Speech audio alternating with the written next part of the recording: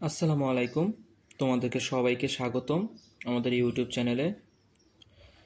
আজকে আমরা নবম শ্রেণীর প্রথম অধ্যায় খেলার মাঠে বিজ্ঞান এর তৃতীয় চতুর্থ সেশন নিয়ে আলোচনা করব।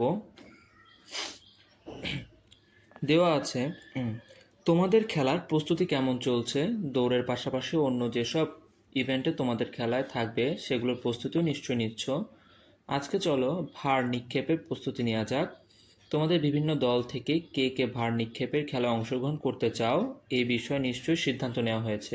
তাহলে চলো প্রস্তুতিতে নেওয়া যাক।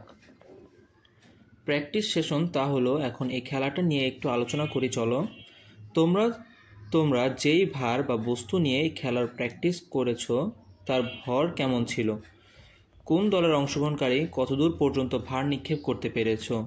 এই ভর যদি বিভিন্ন হয়, অর্থাৎ এই ভর যদি কম বেশি হয়, তাহলে কি দূরত্ব কম বেশি হবে, হলে কেন, এর উত্তর খোঁজার আগে বিভিন্ন ভরের কিছু বস্তু একইভাবে ছুঁড়ে দিয়ে দেখো। বিভিন্ন ভরের বস্তু একই রকম জোরে ছুঁড়ে মারলে সেগুলো কি একই দূরত্বে গিয়ে পড়ে, কেন নয়। তোমাদের উত্তর নিচের ফাঁকা জায়গায় লিখে রাখো।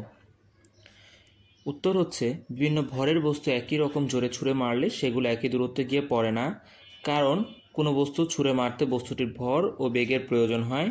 এক্ষেত্রে ভর ও বেগের ভিন্নতার কারণে ভিন্ন ভিন্ন দূরত্বে গিয়ে পড়ে।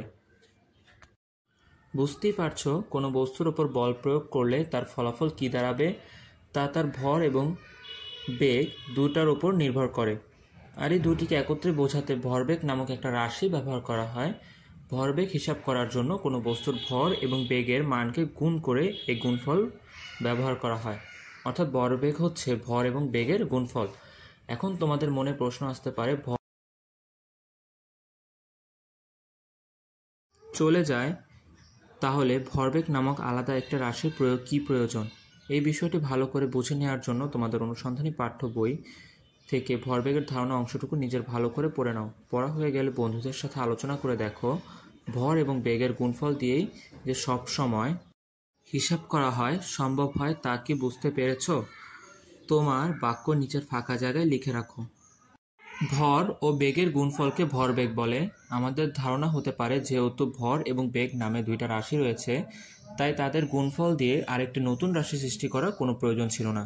আমাদের দৈনন্দিন পরিচিতি জীবনের জন্য ধারণা সত্যি, কিন্তু যখন কোনো বস্তু বেগ আলোর বেগের কাছাকাছি পৌঁছা যায় তখন ভরবেগ আর শুধু ভর এবং বেগের গুণফল নয়। শুধু তাই নয়, আলোর কণার ভর শূন্য কিন্তু তার ভরবেগ শূন্য নয়। এসব কারণে ভর এবং বেগ নামে দুইটি রাশি থাকা সত্ত্বেও তাদের গুণফল দিয়ে আরেকটি নতুন রাশি সৃষ্টি করার কোনো প্রয়োজন পড়ে। এখানে একটা সমস্যা দেওয়া আছে যে তোমার 50 কেজি ভরের একটি বন্ধু একটি 250 কেজি ভরের মোটরসাইকেল 20 মিটার পার সেকেন্ড বেগে চালাচ্ছে। তুমি কি ভরবেগ বের করতে পারবে। এখানে বন্ধুর ভর হচ্ছে 50 কেজি, মোটরসাইকেলের ভর হচ্ছে 250 কেজি। সুতরাং মোট ভর হচ্ছে 50 যোগ 250, 300 কেজি। আর মোটরসাইকেলের বেগ হচ্ছে 20 মিটার পার সেকেন্ড। যেহেতু ভর বেগ পি সমান সমান ভর এবং বেগের গুণফল, সেক্ষেত্রে ভর হচ্ছে 300 এবং বেগ হচ্ছে 200, গুণ করে 20 এবং গুণ করে দিলে ভর বেগ হচ্ছে 6000 কেজি মিটার পার সেকেন্ড। এবং সর্বশেষ যে বিষয়টা রয়েছে সেটা হচ্ছে মৌলিক বলের নাম।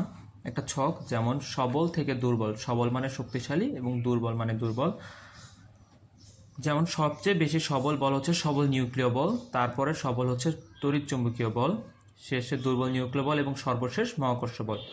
পাল্লা বেশি থেকে কম, পাল্লা মানে হচ্ছে দূরত্ব, কে কত দূরত্বে আকর্ষণ বা বল কাজ করতে পারে। সেক্ষেত্রে মহাকর্ষ বল সবচেয়ে বেশি দূরত্ব পর্যন্ত কাজ করতে পারে, তারপর তাড়িৎচুম্বক বল, সবল নিউক্লিয় বল এবং সর্বশেষে যেটা সবচেয়ে কম পাল্লায় ব্যবহার করতে পারে সেটা হচ্ছে দুর্বল নিউক্লিয় বল।